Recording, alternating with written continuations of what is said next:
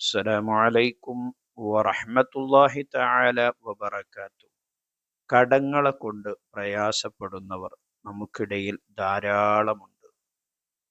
വ്യക്തികളിൽ നിന്ന് കടം വാങ്ങിയവർ, ബാങ്കിൽ നിന്ന് ലോൺ എടുത്തവർ, വിവാഹ സംബന്ധമായി കടത്തിലകപ്പെട്ടവർ, വീട് പണി മൂലം കടത്തിലകപ്പെട്ടവർ, ബിസിനസ് തുടങ്ങി നഷ്ടത്തിലായി കടത്തിൽപ്പെട്ടവർ, ഇങ്ങനെ പല രൂപത്തിൽ കടത്തിൽ കുടുങ്ങിയ ധാരാളം ആളുകളെ നമുക്കിടയിൽ കാണാൻ കഴിയും.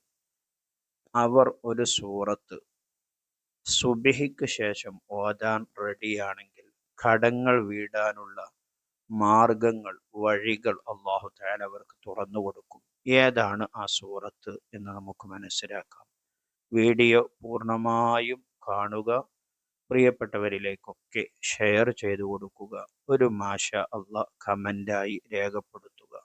തുടക്കത്തിൽ പറഞ്ഞതുപോലെ ഒരുപാട് വിഷയങ്ങളിലൂടെ കടത്തിൽ അകപ്പെട്ടവരാണ് പല ആളുകളും. പലരിൽ നിന്നും കടം വാങ്ങി തിരിച്ചു കൊടുക്കാൻ കഴിയാതെ പ്രയാസപ്പെടുന്നവരുണ്ട്.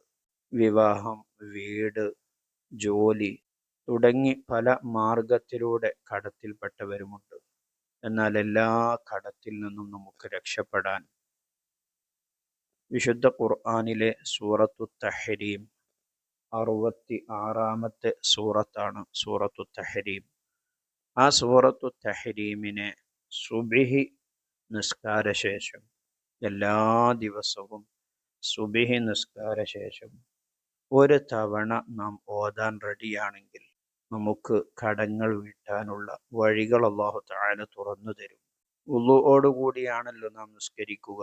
ആ നിസ്കാരം കഴിഞ്ഞ ഉടനെ വുളുഓടുകൂടി തന്നെ സൂറത്തു തഹരീം പാരായണം ചെയ്ത് കഴിഞ്ഞതിനു ശേഷം അള്ളാഹുവിനോട് നമ്മുടെ അകപ്പെട്ട പ്രയാസങ്ങൾ പറഞ്ഞ്, കടത്തിൻ്റെ കാര്യങ്ങൾ പറഞ്ഞ് അള്ളാഹുവിനോട് ആത്മാർത്ഥമായി ദുആ ചെയ്യുക.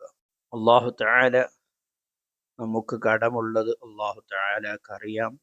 ആ കടം വീട്ടാനുള്ള വഴികൾ തുറന്നു തരാനും അല്ലാഹു തആലക്കറിയാം. അതുകൊണ്ട് തന്നെ ആ കടങ്ങൾ വീടാനുള്ള വഴികൾ തുറന്നു കിട്ടാൻ അള്ളാഹുവിനോട് നാം ആത്മാർത്ഥമായി ചോദിക്കുക. ഇൻഷാ അല്ലാഹ് കടങ്ങൾ വീട്ടാനുള്ള എല്ലാ വഴികളും അല്ലാഹു തആല നമുക്ക് തുറന്നു തരും.